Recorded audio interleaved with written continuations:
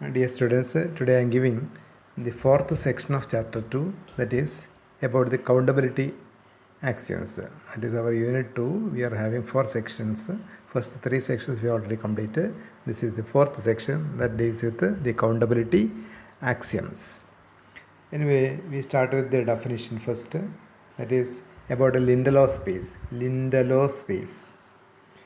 A topological space X2 is called a Lindelof space provided that every open cover of X has a countable subcover. Every open cover of X has a countable subcover. Finite subcover, that we know, that is about the compactness. Here it is a countable subcover. An example is, first example, every compact space is a Lindelof space. It is clear, every compact space is a Lindelof space. And second example, every second countable space is a Lindelof space. Every second countable space is a Lindelof space. That we can verify. Let X2 be a second countable space. This implies X has a countable basis B. Of course, we call that the basis as B. Let theta be an open cover of X. That is X equal to union of U's. What about U? These U's are in theta. That is about the open cover. So for each X in X, there exists Ux, U suffix small x, in theta such that X is in Ux. But B is a basis. So by using the definition of basis, last semester we have studied definition of basis. There exists a basis element Bx in B such that X in Bx subset are equal to Ux. We know that B is countable. Here it is given that B is a countable basis. Therefore, B dash is equal to set of Bx such that X in X is countable. Then correspondingly, theta dash equal to set of Ux such that Bx subset are equal to Ux, and Bx is an element of B dash. Is a countable subcollection of theta which covers entirely X. That means X2 is a Lindelof space. Thus we have proved that every second countable space is a Lindelof space. Then remark is given, a Lindelof space need not be compact. A Lindelof space need not be compact. We can see the following example. To see this, consider the following example. Let X be a countably infinite set. X be a countably infinite set, and let tau be the discrete topology on X. Then collection of singleton set X such that X in X is an open cover of X having no finite subcover. This means X2 is not at all compact. Let theta be an open cover of X. Then to each X in X there exists Ux in theta such that small x is an element of Ux. We put theta dash equal to set of Ux such that X in X. Then theta dash is a countable subcover of theta. This implies X2 is a Lindelof. A remark is given, a Lindelof space need not be second countable. A Lindelof space need not be second countable.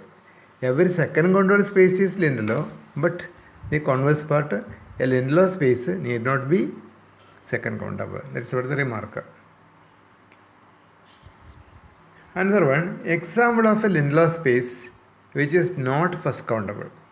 Example of a Lindelof space which is not first countable. Consider R with a finite complement topology tau. Then R2 is not first countable. Here R2 is compact. That implies R2 is Lindelof.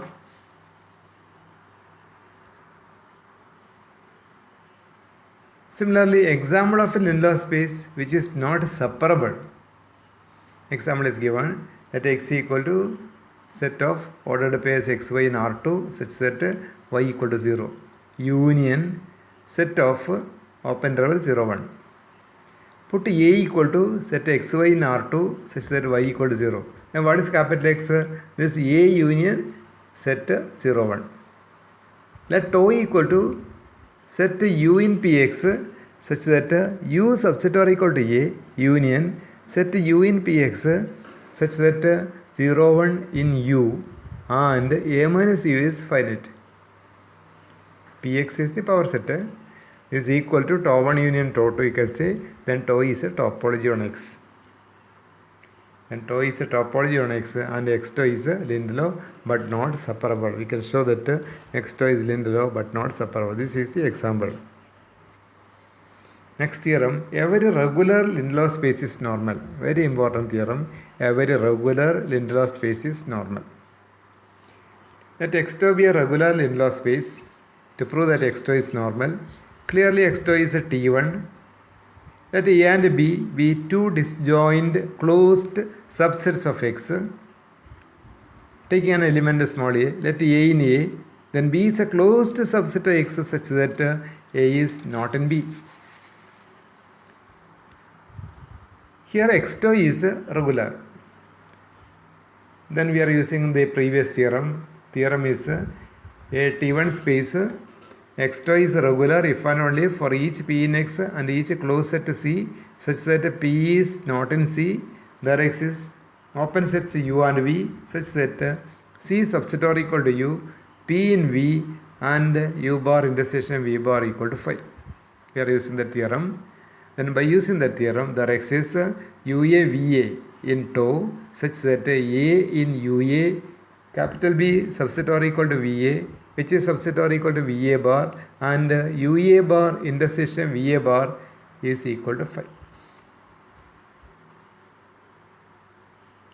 This implies ua bar intersection b equal to phi.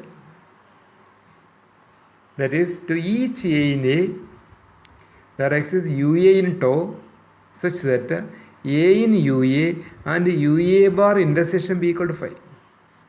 Similarly, to each b in B there exists vb in tau such that b in vb and vb bar intersection a equal to phi.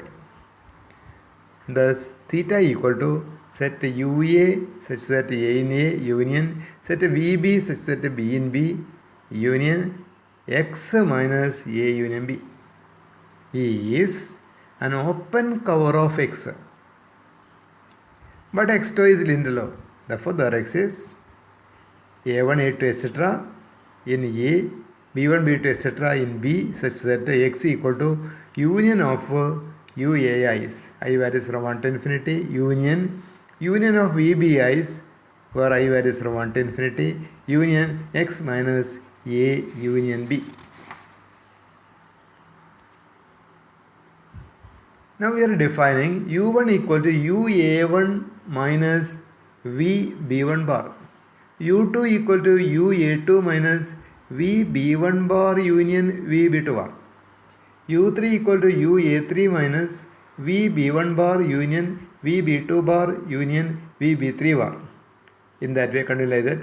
Un is equal to uan minus vb1 bar union vb2 bar union vb3 bar union etc. union vbn bar. v1 equal to similarly v1 equal to v1 equal to va1 minus ua1 bar, v2 equal to va2 minus ua1 bar union ua2 bar, v3 equal to vb3 minus ua1 bar union ua2 bar union ua3 bar. Like that vn equal to vbn minus ua1 bar union ua2 bar union etc. un bar. Clearly ui and vi are open sets and we are taking u equal to union of ui's, v equal to union of vi's, then clearly capital A is subset or equal to u, capital B is subset or equal to v and both u and v are open in tau. Why? Because ua bar intersection b equal to phi and va bar intersection a equal to phi. What is left is to show that u intersection v equal to phi. It remains to prove that u intersection v equal to phi.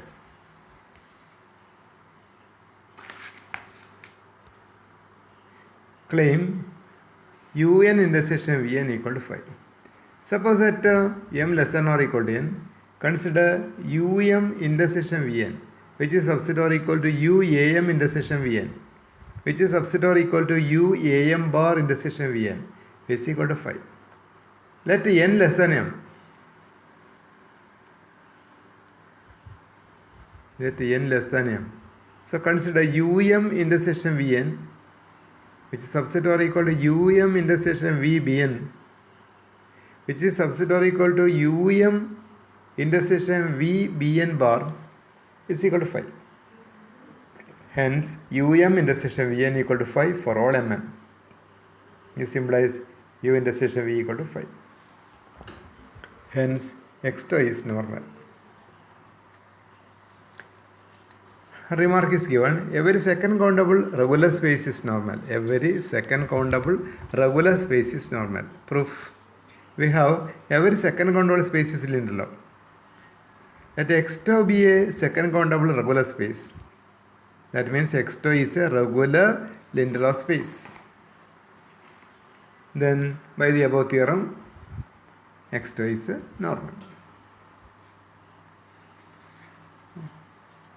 One more question. Show that a closed subspace of a Lindlow space is Lindlow. Show that a closed subspace of a Lindlow space is Lindlow. So, an important question. At x2 be Lindlow space. At C tau C be a closed subspace of x. Let theta be an open cover of C tau C. Let theta equal to a set of u alpha such that alpha in the index set. Then u alpha equal to v alpha intersection C for some v alpha in tau. Then set a v alpha such that alpha in the index set union x minus C is an open cover of x2. But we know that x2 is Lindlow. Therefore, the x is alpha 1, alpha 2, etc. in the index set such that capital X equal to union of V alpha is, where I varies from 1 to infinity, union x minus C. This implies u alpha 1, u alpha 2, etc. is a countable subcollection of theta which covers C, which implies C tau C is Lindlow. And that's all about the fourth section. And 7 pages notes also given here. Go through the notes properly, listen the video, and any doubts means we can discuss in the next class.